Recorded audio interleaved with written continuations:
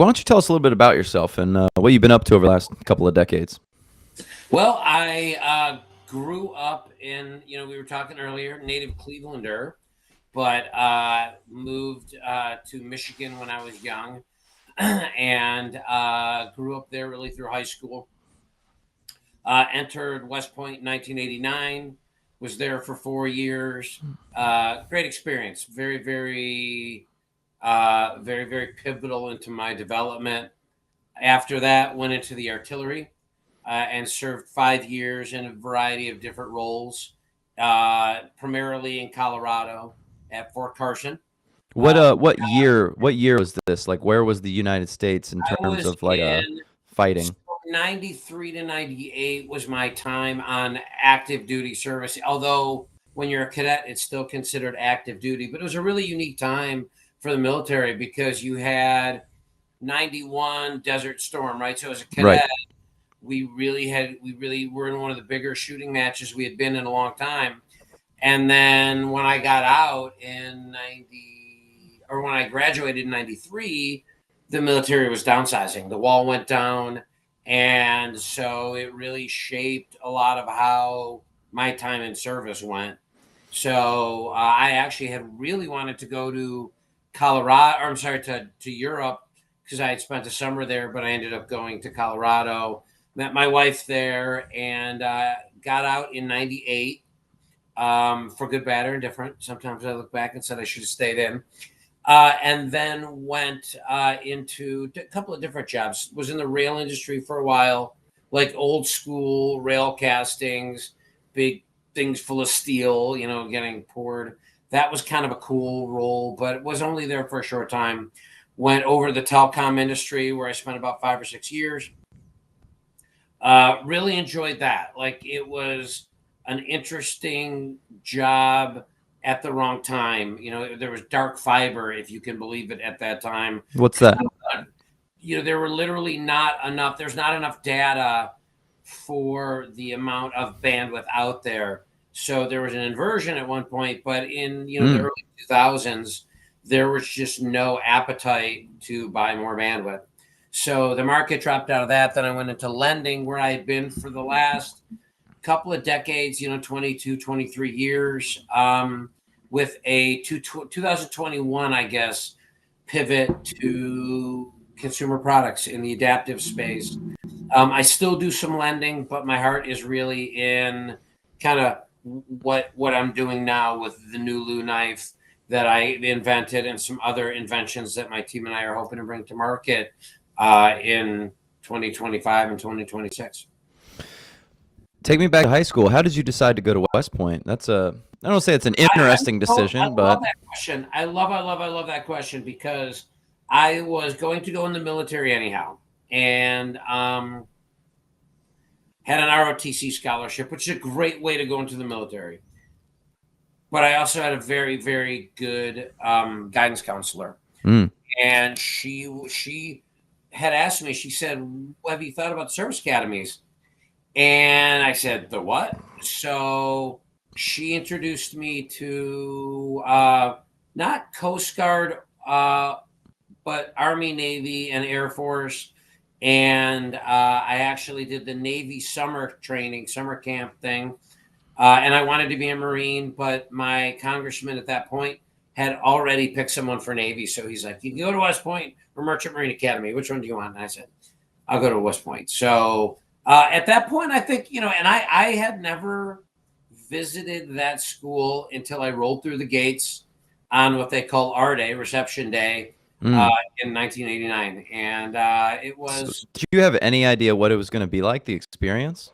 Well, I did, because that Navy session that I went to was similar to what Army does. So you go and you see what it's like, but I don't think you can ever totally prepare yourself. And they do what they do pretty well. The guys who had been what you call prior service, meaning that they had served in one of the services before, for them it was easy, right? They looked and they're like, "This is simple."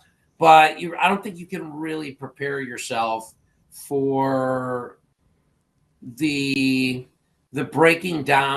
appropriate breaking down that you get going there, where they, you know, teach you a lot about yourself. Mm. But the reason I actually like that question, I'd almost forgot to say this, is if any of your listeners have friends, family, or anybody who are interested in the academies, run that to ground. Find out like if that's right for them, because it is an amazing opportunity. My daughter currently is at the Coast Guard Academy, and all the academies have very, very different roles and very different missions. Coast Guard Academy, like, you know, I look at what my daughter's been through. She had picked up a firearm as part of her training, except for maybe once. But where, you know, West Point, you did a lot. So there's a lot of different missions people can do, but the service and the training and the life experience you get out of it, I wish more kids would consider it, because there are some amazing kids out there for whom it would be great. What's life like at West Point? What's the day-to-day look like? You know, it's changed a lot, right? So I was late 90s, late 80s, early 90s. There wasn't even an internet. So it's at its core, it's the same. Too much stuff to do, not enough time, the need to prioritize, the need to lead other people, and be well-rounded, right? All the things that make up leaders of character, which is the mission. Nowadays, I think it's probably even a little bit harder in some ways, because the distractions there. Like when I went there, it's not like you could watch TV except in like a day room. So I think it's harder to get distracted, right? You go to the gym, you eat, you do your homework, you do whatever. Nowadays with cell phones and all that, I think it's a little bit harder. But you know, it's a rigorous academic program. It is there's requirements to be a leader all the time, and to be in shape and be physically fit, and it's an amazing experience. It really, really is. Again, I can't. You know, it's if you talk to anyone who's gone to any, it's very, very hard to put a finger on what the difference is, but you surely understand it when you're out doing real world stuff and you deal with other academy grads and things like that. What kind of things are they doing to attempt to build leadership? You said that's the mission, I think you said. I always heard it referred to as sort of the world's biggest leadership lab, at least West Point. And pardon me, aside from your first year, when you're really learning to be a follower, everything is a test of leadership. I can remember when, because again, my daughter's at the Coast Guard Academy, and I'm vicariously experiencing a lot of what I did from a different angle through her experience. And I remember something happened, and I was like, well, like, why, you know, where was your immediate leader? And for some reason, they weren't there. And I just thought about, like, wow, you know, it's such a muscle memory at West Point that you, your first thought is like, if my person beneath me screwed up, it's my fault.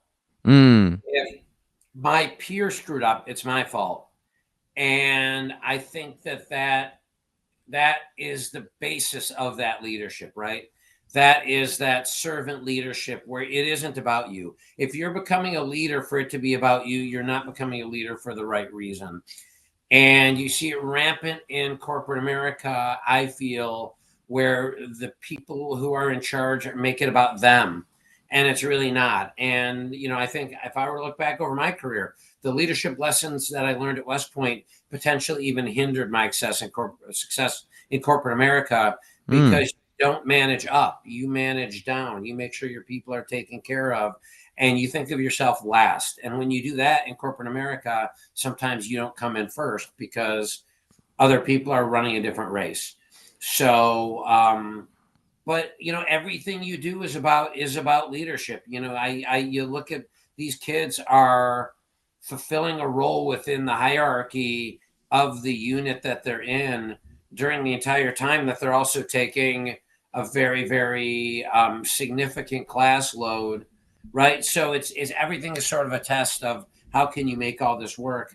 How can you work in an environment that's going to always be changing with not enough time and that kind of stuff? And I think in a time, and this is in no way a disrespect to other people's experience, but in a time where I think I saw my contemporaries and like the kids of my contemporaries try and strip adversity out of the kids' experience. And I think the pendulum is swinging in the other direction, the right direction.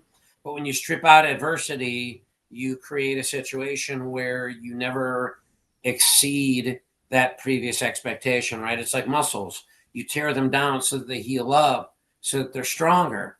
Well, I think some of that's missing. And at the academy, you're consistently getting that. And I think that's, when I say the academy, I am, of course, talking about my alma mater, but it's all the academies. And I think, it's just unique. It's really, really hard to describe. But anybody who gets a chance to visit any of them, I would, because they're also national treasures. They really are. And, there's a ton of history. And I think you appreciate it more. Like you talked about the Army-Navy game. I tell people the best way to understand West Point, go to an Army football game during the regular season at Mikey Stadium, where every cadet, unless they have a reason, maybe they're on a sports team that's traveling, goes there and stands the entire game. And that's their place of duty. That's that kind of character. That's the kind of thing. And you see it in practice when you go for a day like that. So you're saying every cadet is kind of like, if you want to say, ordered to go to the game?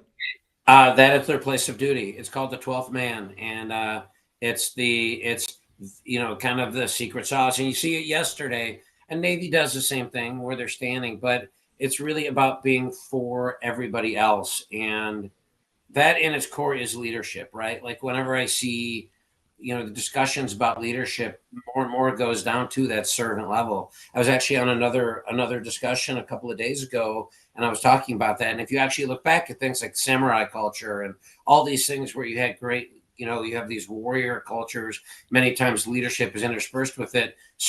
Being a servant is also a very, very heavy part of it, right? Because that is the only way I think you can get that humility to lead, is by thinking yourself as a servant, not as entitled to anything because of your position or anything like that. You got me pumped up, man. I want to go back in time and go to one of the academies. Sounds like that would have been fun for me. It's interesting when you're there. The joke is the best view of West Point is in your rearview mirror.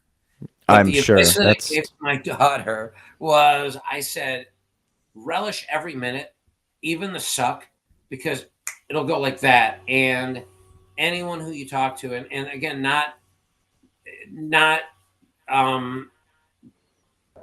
disrespecting anyone else's experience, but going through that, like that's who your friends are going to be for life. Yeah. And all you have to do is pick up the phone and they're there. And, it hit me when I was watching the game, the chaplain who gave the prayer before the game was my classmate. And my class, in particular, for some reason, we've been really, we have sort of had a scourge of suicides, either through direct self-harm or drugs or alcohol. And, but you look and, I remember going back for my 30th and he gave, there was a memorial service for the people who he lost. And, his comment to us was stop screwing around and let's help each other and get help when you need it. And that's just the kind of community that school creates. And, it is a real treasure. It is something that's amazing. I wish I had, when you say going back in time, I wish I had appreciated it more when I was there, because I think I was on the warp speed to try and get through and get to what's next. And I think I missed out a little bit. I think that's probably every kid between 18 and 22 years old. You're just like, I'm ready. I'm ready. I got to figure it out. I was the same way too with soccer. So I played soccer in college, and you talk about like embracing the suck. That's exactly how it felt. Like we were like, this sucks. Like, God, like, should we just like quit? Should we just not do this? Like, this is terrible. Why are we doing this? This is so much work. This is like another job. And once you're out and you're done, you're like, oh God, I would give anything to go back and do that again. Yeah, I bet they're all still your good friends. Oh yeah. I just went to a wedding like a month ago and like 7 of us were there. And it's just like, oh God, like we're all together again. That's awesome. That is a real thing though. When you go through like tough experiences together, you get bonded. And I know that in military people talk about that all the time. Yep. Oh, 100%. And that's why, I get asked a lot like about my transition experience out of the military. And that's why, at least when I was getting out, especially like GE and a lot of these big companies were looking to snap up, especially junior military officers, senior captains, young majors, because they knew what they were getting with that, right? They knew that they were getting integrity, work ethic, all of that kind of stuff. And so that made up a lot of corporate America at that time. And I don't know. For me, I wish I'd stayed in, actually. In many ways, I think it would have been it would have been a different lifestyle, but I think I enjoyed it more than I gave it credit. And I think when I came to that realization, it actually made me a better entrepreneur as well, right? Because I think I got out because other people were saying, if they were downsizing, I got decent evaluations, but you talk to these guys who feel that they got screwed over because they were in and now they're downsizing, and these guys had devoted their life to it and were getting to get out. So I'm like, oh, these guys are telling me to get out. I might as well get out. So I got out, but I think staying in would have been actually in some ways a better way to go. Well, life would have probably been a lot different come 2001, right? It would have definitely been very, very different. And, but when I look at being on the road, I had a job with Citigroup at one point where I was traveling 3 to 4 days a week, 3 to 4 weeks a month. It wasn't any better. Yeah, I wasn't in harm's way, but I was still gone. And in some ways, it felt like more of an empty being gone-ness, right? Like a lot of the thing that keeps people going when they're in the military is, I think, that it's appealing to a higher cause. It's appealing to something that gives you a sense of purpose where, it's just traveling to deal with mortgages, right? Like, as much as I would love to say that mortgages are this great thing and they transform people's lives and all that, they do, right? We enable people to get houses, but at the end of the day, it's selling money. So I didn't feel like I was on the road and like doing something amazing, where when I was deployed, it sucked, but you're like, hey, at least I'm doing something very, very meaningful, purposeful. Yeah. Yeah. You have a mission, a big mission. It's not like you said, like get somebody a third house, get this investor, their 12th flip this, decade. It's like, come on. It's like, come on. Like, come on. You said something really interesting. Part of your learning of leadership at the academy might have actually even inhibited you in corporate America. Could you just elaborate on what you mean by that? I'm saying, you're saying it hindered me in corporate America? That's what you said. You said because you were such about service to others. There's an expectation that it's going to be the same when you get out. And I think that is a hindrance, but I also think managing down. And when I say that, it's, again, taking care of your people. And intuitively, you would think that is what corporations want. But I didn't feel that. Like, I think I saw more often the people that manage up were ones who moved ahead, because I think I think it was a system that rewarded. It doesn't necessarily reward spending the time to take care of people. I just didn't see that personally. And I also found that people used to say, it was really interesting. They're like, oh, the military, that must have been so limiting. And, you talk to anybody actually who has served, and they're like, actually, all the SOPs and things that people would think are limiting open your ability to have innovation, either in a strategic or tactical way, or doing things a better way. And within that environment, I felt that there was less risk aversion. There was better understanding of risk, where, hey, it's worth it to do this because the outcome will be a better outcome, or the likelihood of a better outcome is the way to go.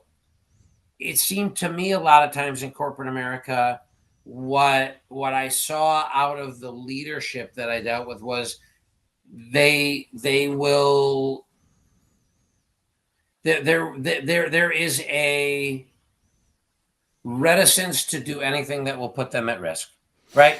They have jobs, they have lives, they have kids getting ready for college. So I would just feel like, oh, you come with some innovative thing.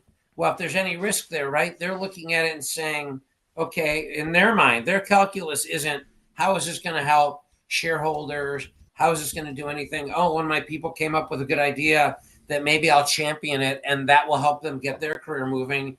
It's if this goes south, what's the impact on me? And I just felt that that was kind of where things were. And there were too many times where I would be told, yeah, man, I got your back. And I think having your back meant in your crosshairs more than having your back from a support perspective. So that's why I've enjoyed entrepreneurialism is now because I'm looking and saying, there is no, like, we're just going to do it the way we do it. And that's been a lot more fun. Yeah, the way that I've heard it popularized and talked about is no one ever gets fired for hiring McKinsey. It's like you hire this elite consulting firm, like, wow, Douglas is really smart that he did this, and they might come in and spend 80 grand and like not really get you anything. And it's like, but well, he made the right decision. He made the right decision. Yes. Whereas if you come in and go, hey, I actually want to, get rid of this whole department. I think it's costing business a ton of money. They're like, whoa, like that's crazy. And you're like taking a lot of risk when maybe that's the reward that the business would actually, be looking for and seeking. But that whole consulting argument is sometimes just feels like air cover for decisions everybody needs to make, but they're not popular decisions. And I get it, right? Like, if you're making a material decision that affects people's jobs and all that, like, I totally understand that. But it did just seem like, that this view of like this American entrepreneurialism, I didn't feel was in the corporate America that I saw. Mm-hmm. And I think it's getting worse. Hopefully, there are some major issues with intellectual property and stuff like that. And I very, very much hope that we get smart and really, really do what we need to do to encourage smaller business innovation and the ability for innovation in the product and software and technology area for people who come up with good ideas to be able to protect those ideas and commercialize them. Because right now, that is really not the case. And not enough people know about that, frankly. So we'll skip forward because I want to talk to you about your product. We'll get back to real estate a little bit because I'm interested in just hearing, because I know that was a big part of your life. I mean, yes. It sounds like, a lot of your career outside of the military was in the real estate world. Yep. But I think I read that after 50, you decided to become an inventor. So where did that come from? I got really, really lucky. In, I want to say 2020, my wife gave me a gift of a really, really nice knife. But that also led to sort of a personal relationship with us and the guy who made it. And he had a class where he would teach knife making. And my son and I went through it, and I wanted to do it as a hobby. I'm like a terrible, terrible, like ADD hobbyist. So I make knives. I used to practice Aikido. I'm going to go back to it. I did see that. You're a black belt, if I'm not mistaken. So I made it to my second degree, and then I was doing Krav Maga for a while, and I think my body is getting too beat up. Aikido's a little bit lighter on that, but so I have all these different hobbies, and I make decent knives, but I'm a much better inventor than a knifesmith. And I was having a particularly bad time. I just got my shoulder rebuilt last year. I have really bad bouts of tennis elbow, not because I play tennis or pickleball, just because I have a chronic issue with that. And at that particular time, I was like, and I like to cook. I love to cook. So it's kind of like, wow, this sucks. I can't cook. I can't really swing a hammer to make a knife. And I had all kinds of scrap stuff. I like to experiment out there. And I had a circular saw blade, and I could still kind of work with a grinder. So I made the first prototype of the knife, which is sort of patterned a little bit after the NULU, which is an Inuit knife that goes way back. with some of the benefits of other knives. And I kind of, when I say I was a better inventor than a knife smith, I was kind of approaching it from how do you optimize something that we now call force transfer geometry in a way different than a normal knife, right? So if you have a normal knife that's a linear geometry and you're holding it this way, it's great for stabbing. That's how the geometry goes. If you're cutting, you feel it here, you feel it here, you feel it here, right? So ultimately, and then some chefs will tell you, you hold it like this. Well, this is creating what we did with the NULU. So the NULU is what we call multi-blade, multi-grip, multi-use. This is kind of my main grip where you can cut forward, you can chop this way, you can cut this way, chop this way, you can cleave, you can cut this way, and you can precision cut this way. But that's just how I like to use it. Our joke is, how do you NULU? Because people pick it up and they use it differently. Like I've actually even started using this little transition point as a good place to kind of get under a peel, and then I can peel with it. So, and we designed it for people with, and I was going to talk about geometry. When I say it's circular, where you're gripping it is, think of the center of a circle, and this is more or less an arc, even though this is flat. Then you've got the center to an arc. Any one of those radii is a direct force transfer from my arm. So you and I might use it completely differently. And what we happened upon when we designed this was, hey, it worked. Why does it work? And that's where we turned around and said, okay, it's a geometrical argument. It's a circle being a better tool than a straight line, unless you're stabbing. And I mean, this is like a point you need for a field knife, for like an everyday carry knife. We actually even got rid of the point based on some of the input we got from some of the adaptive offices to make it a safer knife, because our focus is people who have upper extremity issues, but we're turning that on its head a little bit. So as we were trying to commercialize the idea, we started thinking, okay, who is it designed for? Well, it's not designed for a particular malady. It's designed, and this is not a cure. This is something that solves a symptomatic manifestation, weakness, dexterity problems, coordination issues, any of those. So then we started thinking, okay, why are we looking at maladies? Let's stack everything based on how those symptoms manifest. Now, what came about with that is going away from a binary approach to disability. You're not able-bodied or disabled. You are on a scale at any given point of ability to do particular tasks. And by not approaching it in a binary manner, what we're really hoping to do is change the whole paradigm, where people look and they say, well, wait a minute. There's I can't remember the name of the author. I think her name is Tina Yu. But she had something on LinkedIn the other day that basically was like, hey, you're going to be more disabled in your life than able-bodied, I think was basically like the gist of what she posted. And that really talks right about like what our ability curve model says, right? Is you have a task, and if you can't accomplish that task, you are by definition disabled. That could mean that you're 7 years old and your body has not yet developed the strength, dexterity, and coordination to be able to accomplish a cutting task. We are focused in 2025 moving into the children's market. Or it could be someone who's 68 years old with chronic arthritis who has basically the same issue and can't accomplish that cutting task because of maybe a weak grip because of arthritis. So what we are trying to do is the use case with this then comes from a larger part of the population. And our approach to adaptive thinking is just better, right? Like if you found an app for your phone that helped you manage your calendar better, you'd be like, oh, this is great. Well, it's an adaptive product, right? In some way, it's adapting your brain to be able to better manage a complex schedule. People have no problem with that. All of a sudden, you pull something like this out, and they're worried that like a walker is next, right? Like, they're so what we're trying to do is through better design and also looking at adaptive differently, change the conversation to say, if you're using better technologies in all these other things that you're doing, why not in the kitchen? Why not when you're, doing something in the yard? Why not in all these other ways? Because it's just smarter.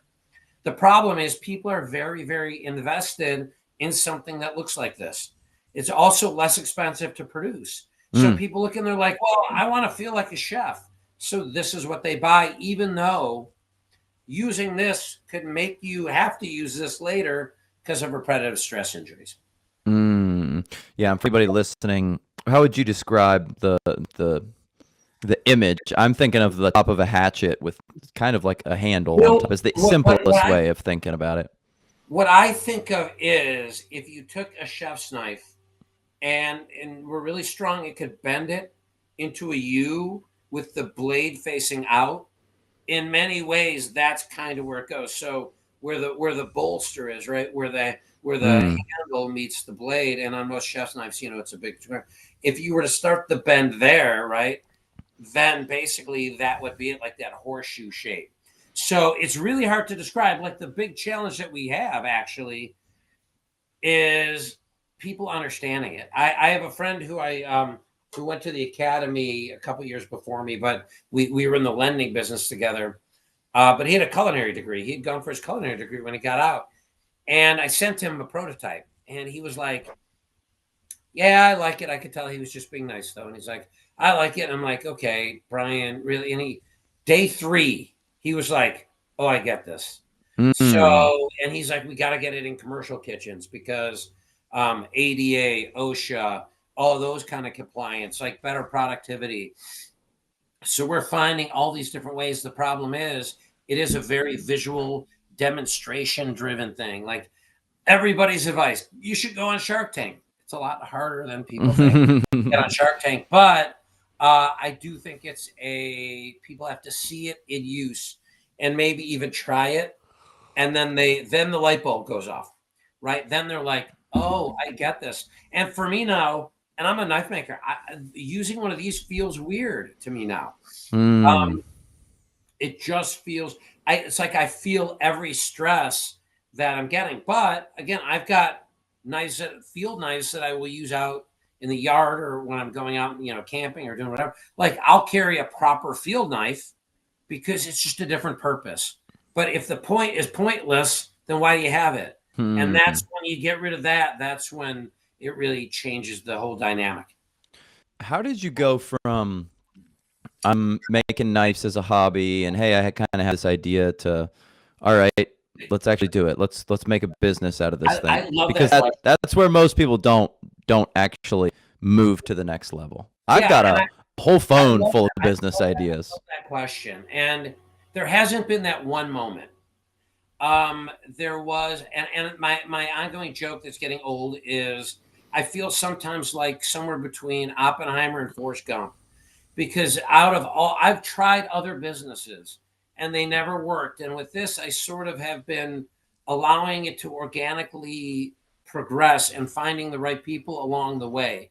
And those have been the moments of recognition that it's a good product that I should pursue. So the first one was we were at a graduation party for a friend of ours, their son. And I brought it because he's a big chef, great guy. And he was playing with it. And a mutual friend who's not my business partner was like, holy crap, that's really cool. He goes, Doug, you remember that I'm an industrial design guy, right? And I was like, no, I didn't. So we started down that road.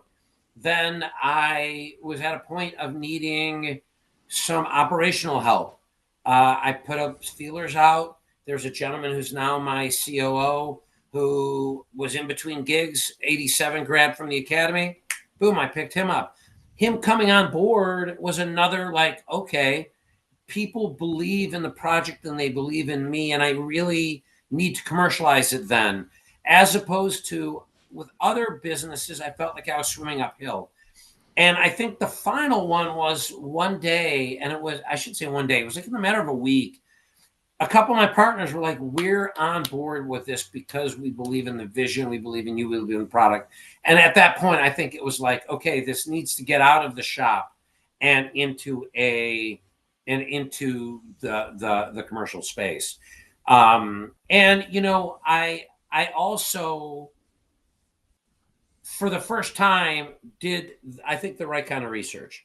I was very lucky that there were super generous people along the way. I reached out to one of the guys who was a judge on Forge and Fire, Jason Knight, amazingly generous guy, especially to veterans. I reached out to CEOs of big knife companies, Buck Knives, the guy there was amazing, CEO there. Tor Knives is a smaller one out of like Oregon, I think. A bunch of veterans there, super helpful. So every time these guys were like, cool knife, you've got to take it to market, I can't help you. Every time that happened, it was another kind of thing. So I think that everybody looks for that road of Damascus moment. And I think that that's a fool's folly, where it really needs to be continued momentum, right? Like, you don't just go from the bottom of Everest to the top. You hit different base camps and you move things along the way. The other thing I will definitely say, and this is if any veterans are listening, especially, accelerators are a great way to get good in business. I have my MBA. My MBA did not help me as much as going through the Institute for Veteran and Military Families out of Syracuse. They've merged with Bunker Labs, totally free to veterans. The Warrior Rising is another one. Again, totally free. Founders Institute. I started with them. I didn't have a chance to finish because of our Kickstarter, but there's a bunch of different ones. And for people who are not military, many times they can get scholarships and things. I needed to really become coachable to really realize what I can commercialize and what I can't. And it sounds weird having been to a great leadership institution, but I think the problem with the military guys is you feel like you can learn anything. All right, I'm going to do it myself.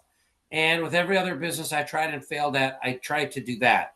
And with this, all along the way, I was allowing people to give me the positive feedback and help to get to that point that you're talking about, to say, this is what I should be doing as my life's work. This is what I should be doing instead of lending. And what's the next product, right? Like, what should I be doing next? Well, I think that's really important. It's funny because legitimately yesterday I had someone on the podcast and a very, very similar thing. He was 81 years old and just was full of energy. And I'm like, what do you have going on? Like, what are you taking? Because I want some of it. And he's like, I just have, like, I feel like I have a purpose. I feel like I have a mission.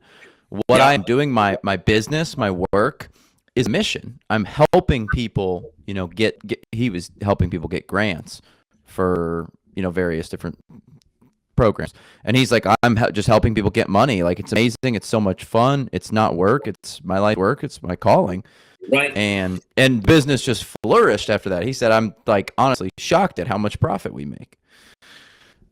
Yeah, it's interesting. Like, it's that balance between do what you love and you'll never work and blah, blah. And I think it does have to be something that can generate revenue. Yes. A commercializable product, at least. Yes. But I think, that entrepreneurialism needs a little bit of a shot in the arm. And I was even listening to a podcast the other day. I can't remember who the guest was, but she was talking about like all the small businesses out there that people could even buy, because there are people who they have there's no succession plan. A big thing right now with the boomers that are kind of like, moving on. And I think that is like, that's what people just need to do. They really need to look and say, hey, if I really do hate my job and, you don't hate work, you just hate where you're working, and you might hate who you're working for, and you just have to have a plan to get to that next thing. And I was lucky, right? So you kind of asked, like, how did I make all these different steps? When we were moving in 2021, my father had relocated from Arizona. He was an octogenarian, and we were in an area called Oak Park at that point, closer to the city. He was in a facility. He wasn't doing great, So I said, hey, we're going to move, but we're going to try and find a house with a master suite on the first floor and a master suite on the second floor. I was very, very fortunate that also came with that a big workshop that I could feed what I was doing. So I think I've been really fortunate along the way, but I do tell people, explore that kind of stuff because it does end quickly. And I, the other thing that I find I keep going back to is, people shy away from taking care of elderly and senior parents.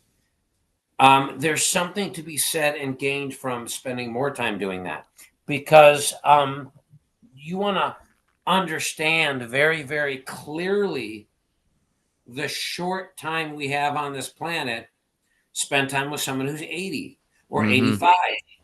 And that's the point where I think the excuses of why you may not be able to do something, right? Like, why a business, why you can't start a business, why you can't switch. I think a lot of that then changes because you can see the end, right? Like under the best circumstances, you're going to kind of be close to where your parents were, right? So if I'm lucky, I'll be in my late 80s. Well, that there's a finite time. There always was, but when you're 54, it's different than when you're 45 or 25 or whatever. And I think that helps. And I think like when you talked about that other gentleman, I think then more people understand that. And frankly, I also think it's more fun to be an older entrepreneur. I think that your goals are different. I think it's about legacy and not greed. I've been way more generous with my equity to my business partners than probably would have been considered wise, but they're all still with me. They're busting their butts. We made it through our first Kickstarter. Like I've just never regretted that. I don't know if I would have done that as a younger entrepreneur. Yeah, it's funny. I'm reading this book right now called The 5 Regrets of the Dying.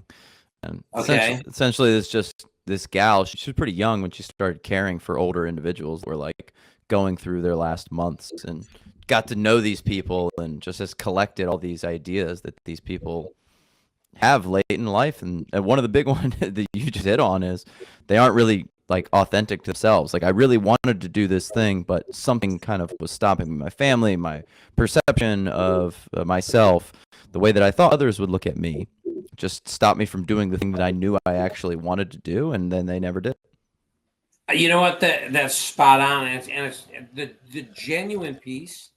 Like it's kind of interesting because I don't know whether social media has helped it or hurt it, but for me, that was the other part, right? To be able to say at some point in the last, I think 4 or 5 years, I'm not a coat and tie guy.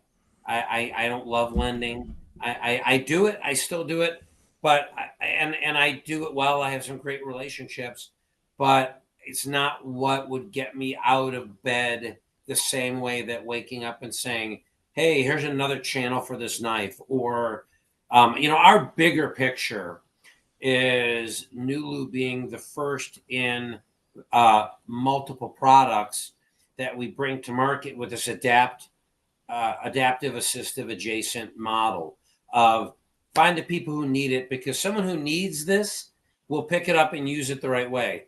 Someone who doesn't will be like, well, why can't I just get this? So we start with the need group. We move to the group that it will help. And there's an inversion there too, right? Where the people who are starting to have issues are a little bit more receptive. And then whatever we can learn from these products, bring other products to market. NULU is actually a subsidiary of a bigger company, or I should say a parent company. It's no bigger. But what we want to do is become repeatable in our process of bringing this type of product to market.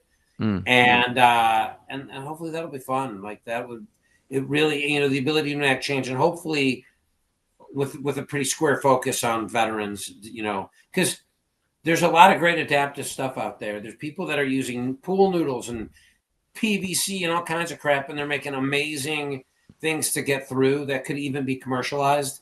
And if we can be successful with that, I really would love to be able to pay it forward. And that's where, you know, maybe it will feel like never working well into my 90s.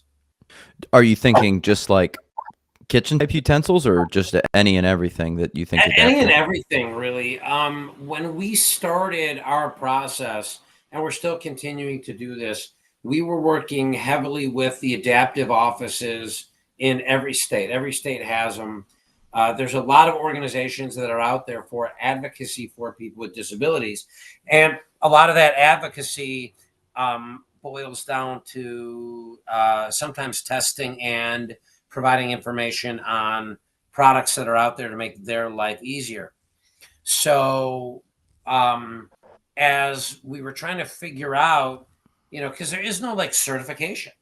So, as we were trying to figure out how do you embed with the right people to be able to make the right decisions, like the decision to clip the tip came from talking to one of those offices where they said, hey, you know, making it safer by getting rid of that would give us the ability to give a better review.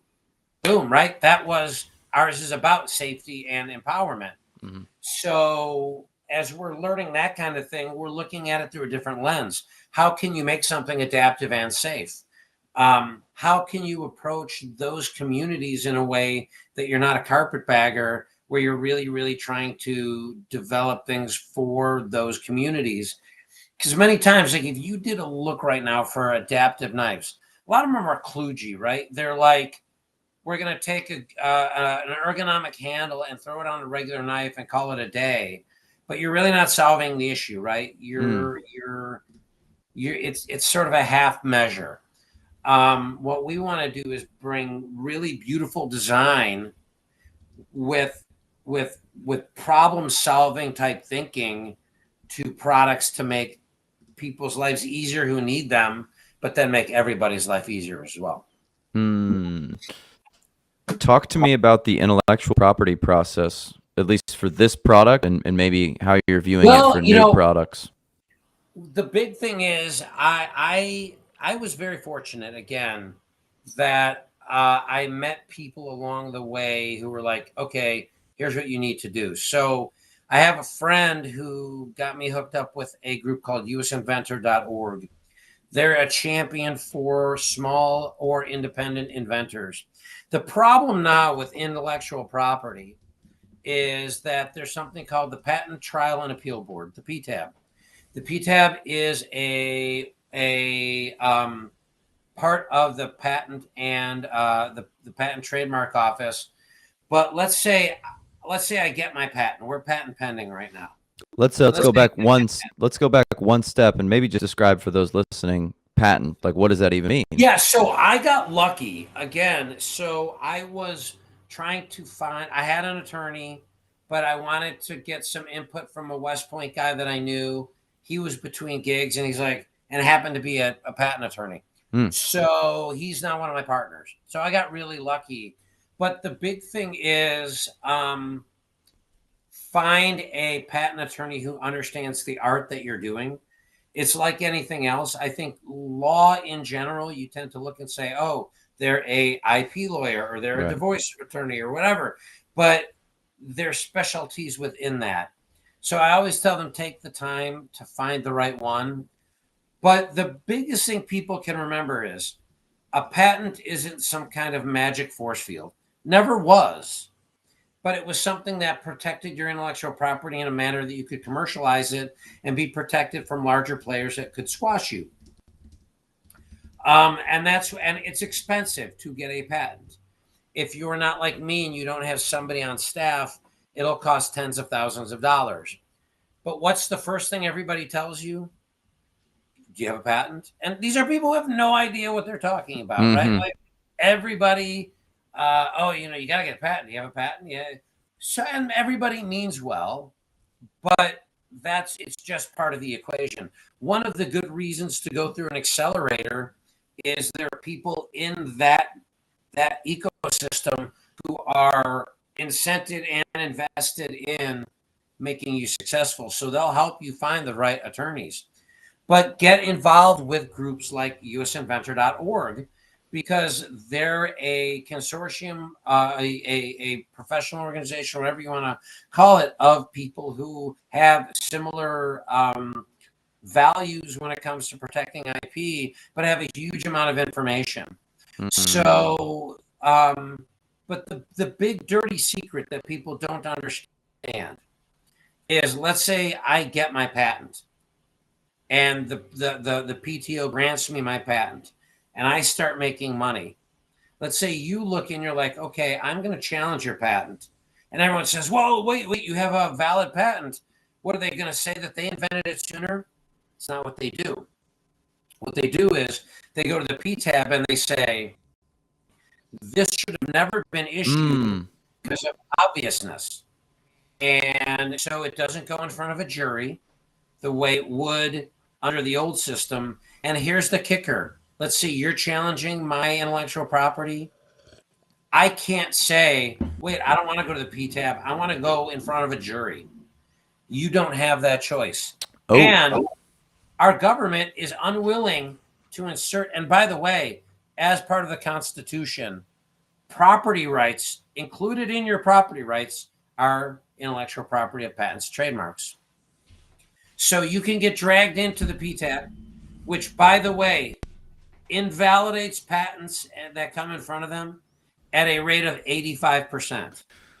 Ooh, geez. It is a revolving door where the people making the decisions, guess where they go to work many times after they leave the PTO.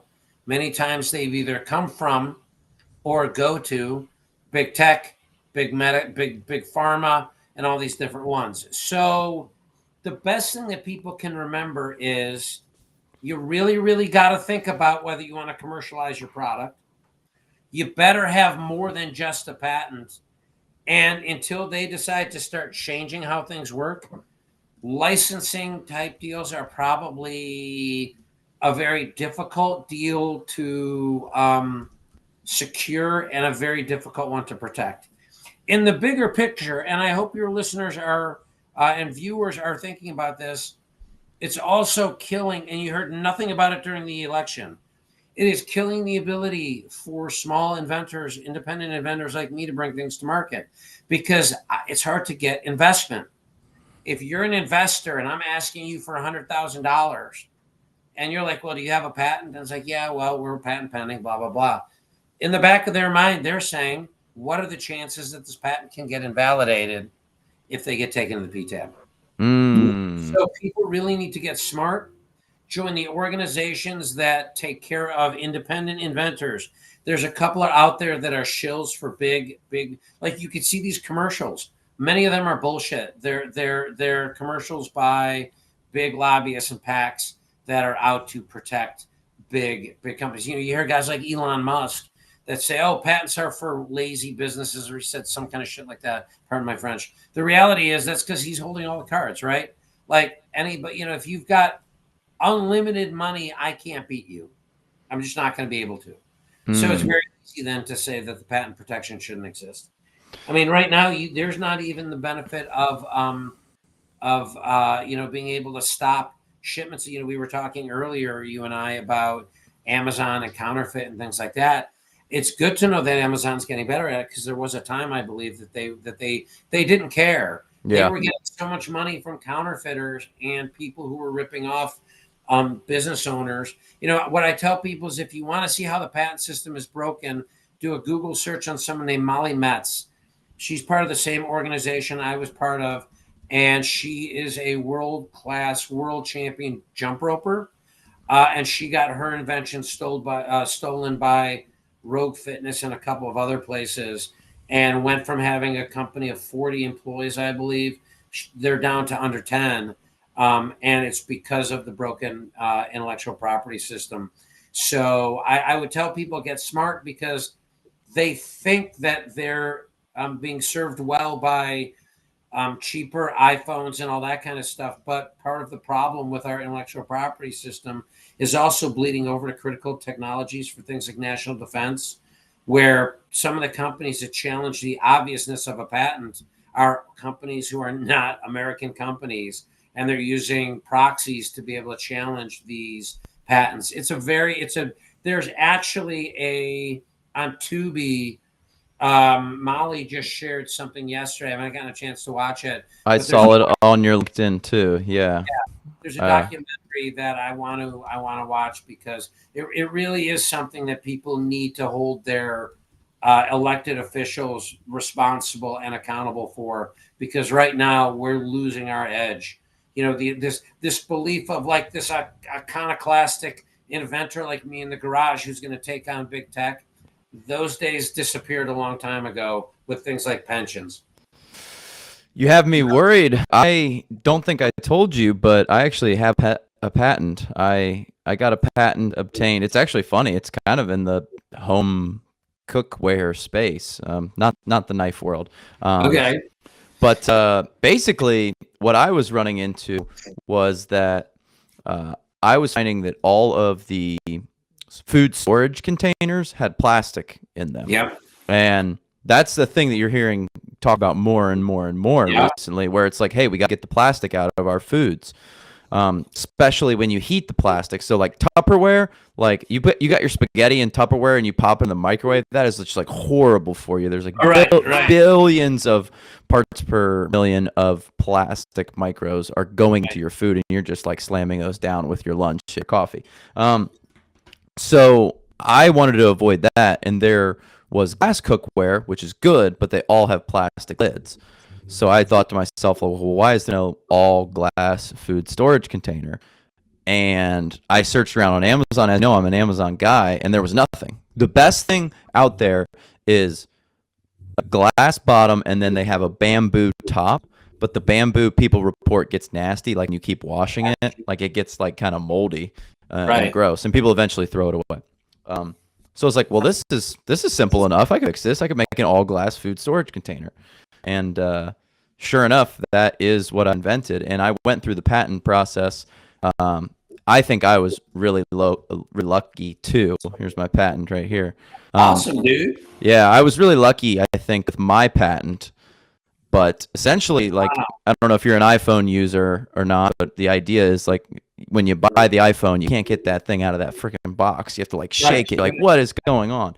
That's sort of the same exact idea with. So it's got like a friction fit. Yep. So we're working kind of on the prototype, but I'm sort of like in between what I'm even going to do with it right now. Like I told you, man, I run a 40-person company, and it is not in the space. Plus, I have this podcast, and I'm like, man, I have way too many hobbies. Well, it is interesting that you bring that up, because the two things I would say is, one, AI and the ability to ideate into something real. Like, more people should pursue that as they're doing it, right? Like your hand drawings, like you can do a lot with AI to help come up with a patent. And one thing I did find, as before I had a partner who was an attorney, one way I was going was like kind of a limited scope representation model with my attorney, to say, let me write it as well as I can, and then you proof it. And a lot of attorneys will be willing to do that. So you can lose some cost. But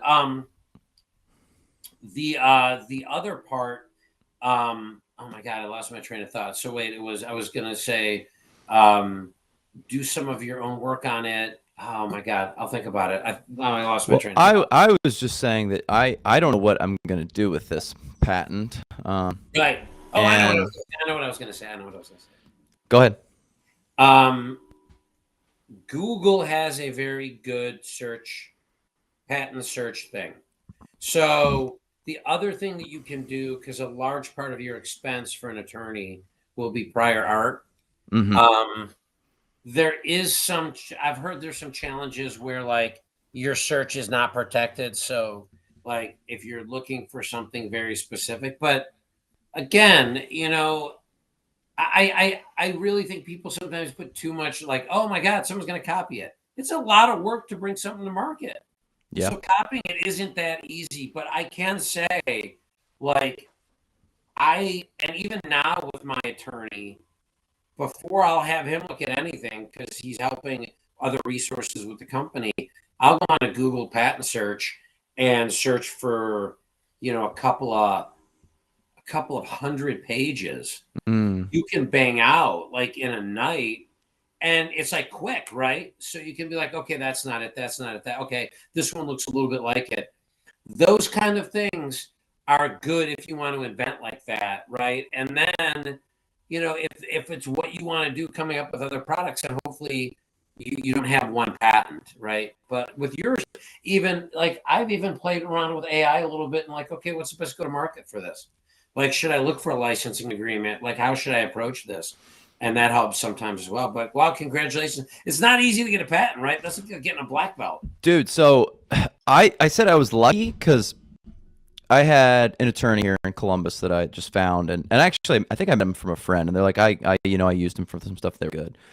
And I met the senior attorney. His name's Jeff, and he was like, "Yeah, this is cool. I like it. Like, I'll do the search for it. It was like $1,000 or $1,500 for the search." I was like, "Yeah, let's do it," and then I'll decide if I want to spend 10 grand or whatever that's going to take to get this thing through. And he did the search, and he's like, "I don't really see anything that looks like it's going to block you, Alex." And I was like, "All right, let's take a stab at it. Let's do it."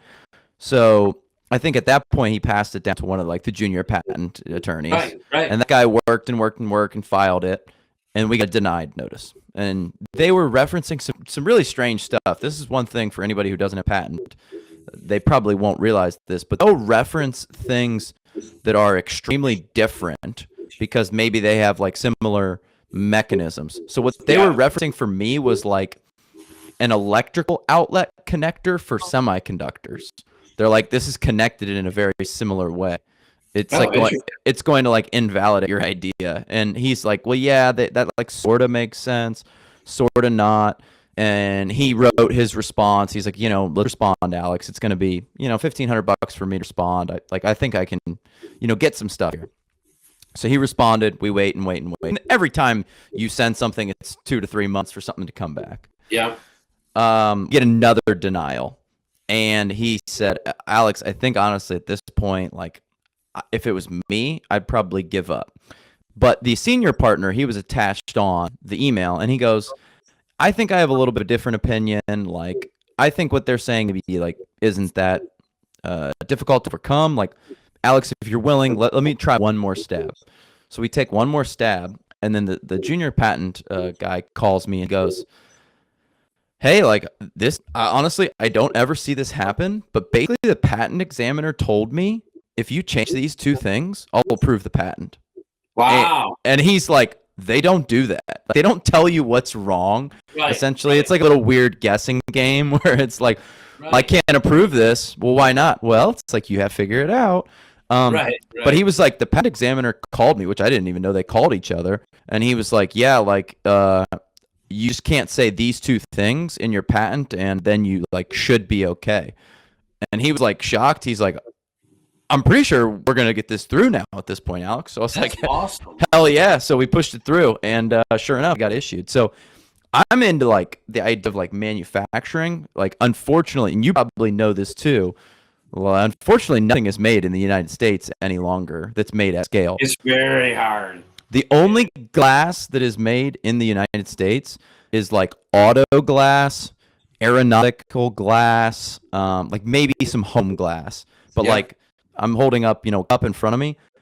I bet your bottom dollar this was made somewhere in China or somewhere in Taiwan or something like that. I mean, there were some knife manufacturers here, but that's kind of feedback we got was there's no way for you to economically make it here.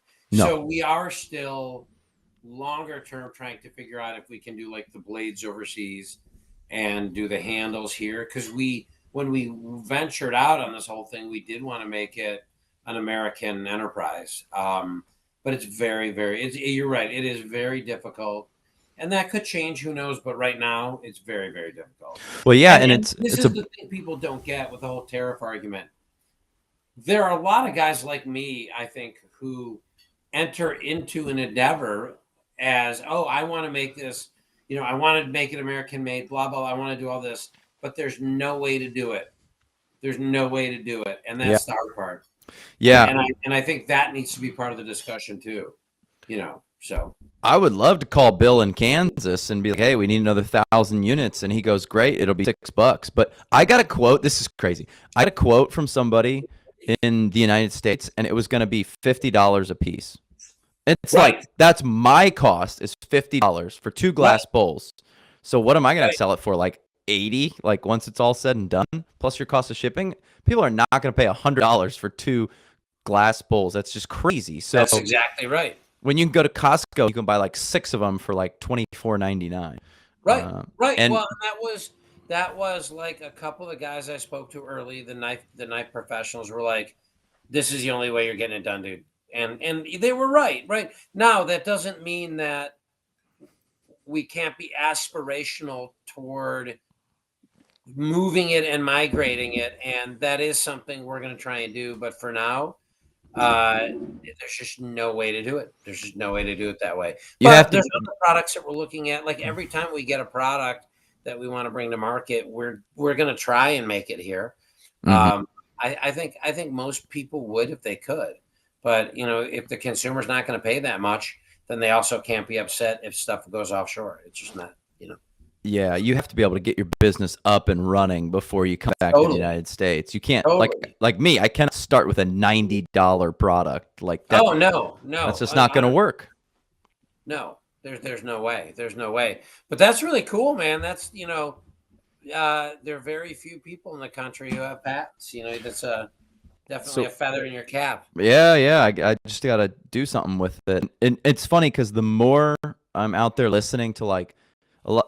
I'm obviously in a circle. I listen to the podcasters that I like because they have similar views and ideas, but they're saying this over and over again, like, get the plastics out of your food. My favorite podcaster, he specifically said, like, I'm looking for like a storage container that doesn't have any plastic in it, and I just can't find it. And I'm just like, I have it for you, my man.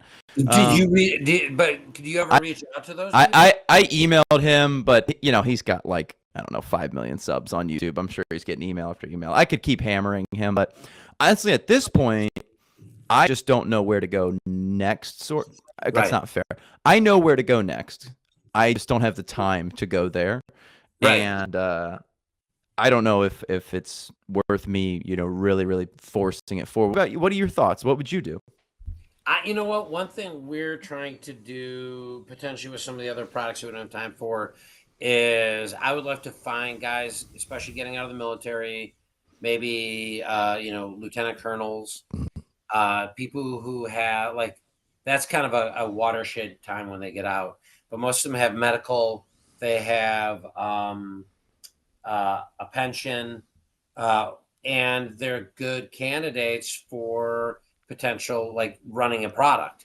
So, and many of them want that kind of opportunity. So one thing we're sort of ideating on is, okay, when we have a product and we're ready, or if someone comes to us and we have infrastructure that they can leverage, figure out a mutually beneficial agreement and help them get it to market. So I think that something like that, or what I'm trying to do is trying to find good strategic partners. And that glass thing seems like that's where it would be in that world, it would be like the strategic partners in the cookware space who are trying to get out of poisoning us. Yeah. That's kind of where I am thinking, is if I could find some, the dream every patent owner has, right, is you license it out to Tupperware, and Tupperware puts it in every Kroger and Walmart in the United States, and you're just like sitting back getting these checks. I'm sure that has happened before. I think that seems pretty rare.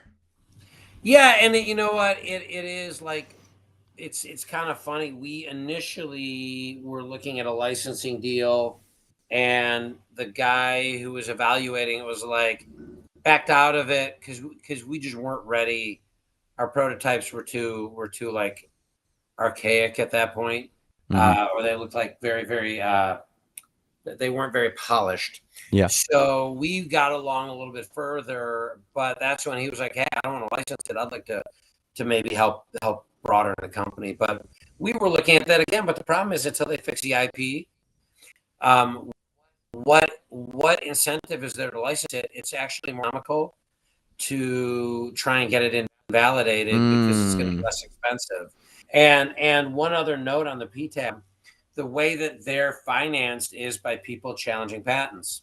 So ultimately, there's a little bit of a conflict of interest for them because their customers are the people who are challenging patents. Mm. So they're very incented to make their customers happy to invalidate patents. It's a little bit So like the FDA, right? Where all their money is you know, coming from the applications. right. So it's, you know, any of these organizations, like any of these companies, that it really benefits them to never have to pay anybody, and they even actually go as far as to call the people who invented a patent that people are trying to enforce, they call them patent trolls. But it's like, well, wait a minute, that's like saying you're going to drill for oil on my lawn, and I'm a real estate troll because I'm not going to allow you to do that. It's kind of the same thing. So hopefully more people will get involved and that could get changed, because I think that's where you could get a little bit more of a new renaissance.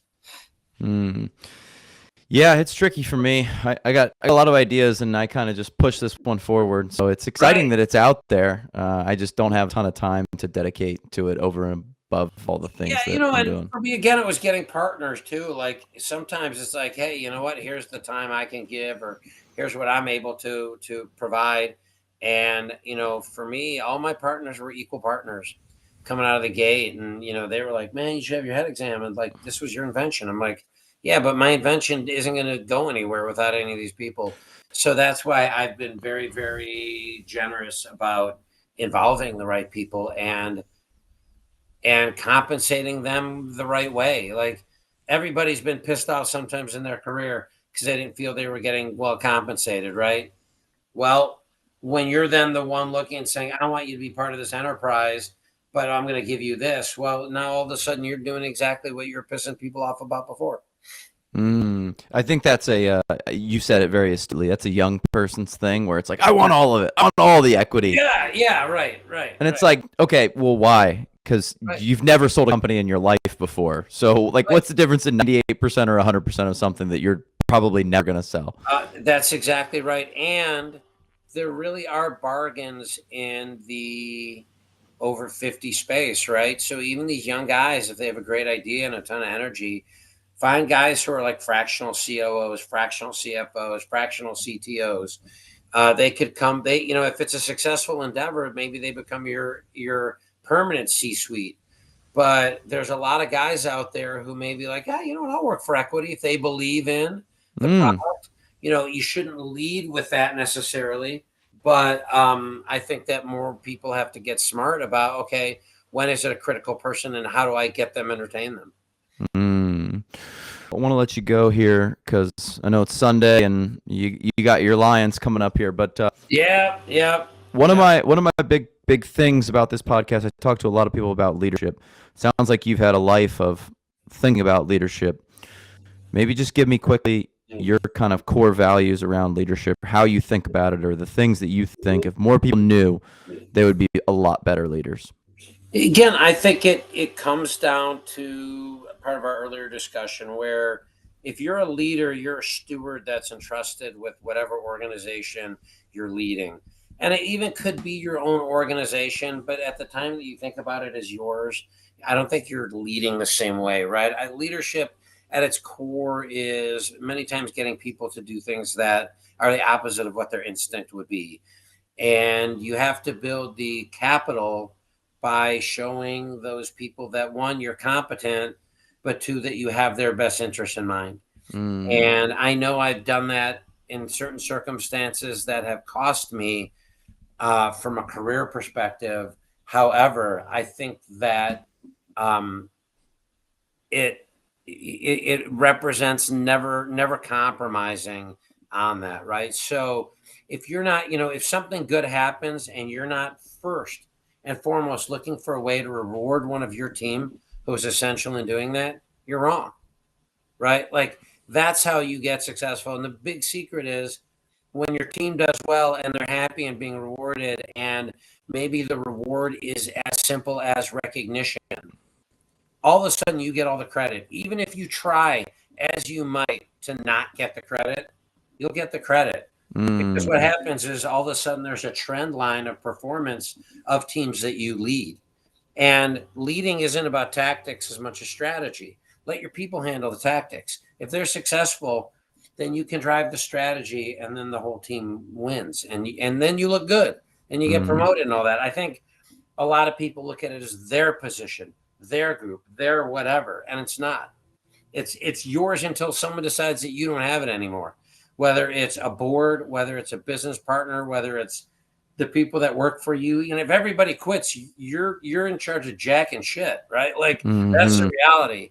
And I think more people have to understand that they're entrusted, and that every day, and I would tell this to my teams all the time, every day you're interviewing me to be your boss. And if I'm successful in doing what I should, then that interview goes well, and you continue to work for me. And it hasn't failed me.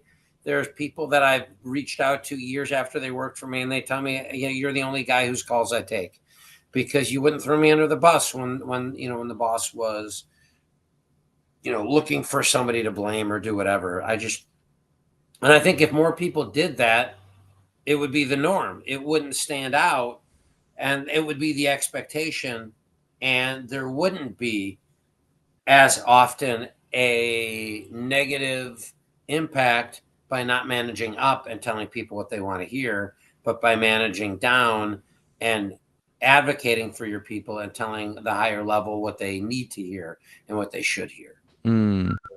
So would you say that core value is lead with the best interest of your people in mind? Yeah. Be a servant leader.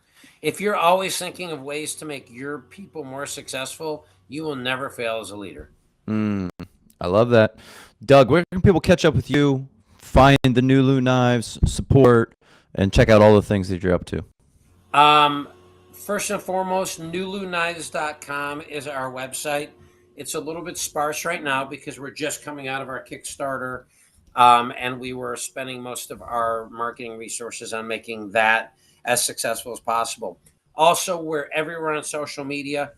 We have a official Facebook channel, LinkedIn page, Facebook page, Instagram page. But then my marketing team gave me the okay for my unofficial pages. So I do have my own YouTube channel where I'm doing things like demos and things like that. That just is better for that. Plus, I also have all of my own social media. So anybody with questions wants to know about the NULU knife. If you're in the commercial space and you want an evaluation, we do that. Any of those things. I would love to talk about my knife all the time. In fact, I do. So there you go. Heck yeah. And the best place to get your hands on a NULU knife? We are getting the first shipment late February, early March. That's when we will have inventory.